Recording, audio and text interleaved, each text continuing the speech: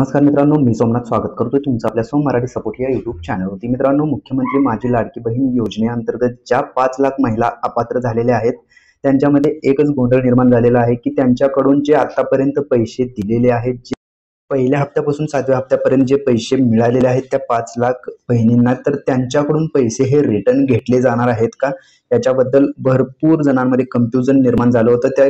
ते confusion clear करण्यात आलेलं आहे। अदिती तटकरे मॅडम यांनी ट्विटरच्या माध्यमातून 5 लाख लाडक्या बहिणींना सांगितलेलं आहे की त्या पैशाचं काय होणार आहे। तर ते ट्विटरवरती जाऊन आपण डायरेक्टली पाहत आहोत। तर ट्विटरवरती त्यांच्या ट्विटर हँडलवरती आल्याच्या नंतर तुम्ही पाहू शकता, मुख्यमंत्री माझी लाडकी बहीण योजना दिलेला लाभ परत घेतला जाणार नाही असं सांगण्यात आलेलं आहे। त्यानंतर थोडंसं खाली येऊन आपण पाहूयात, तर इथे पाहू शकताय, मुख्यमंत्री माझी लाडकी बहीण योजनेसाठी अपात्र ठरलेल्या लाभार्थ्यांना जानेवारी महिन्यापासून सन्मान निधी वितरित केला जाणार नाहीये।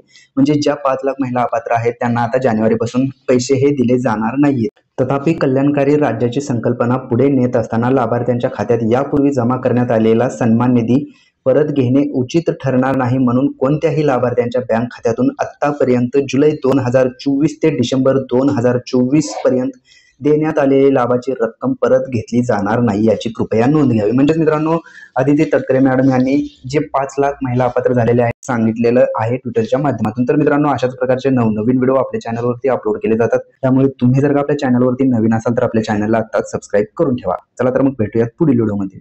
धन्यवाद मित्रांनो।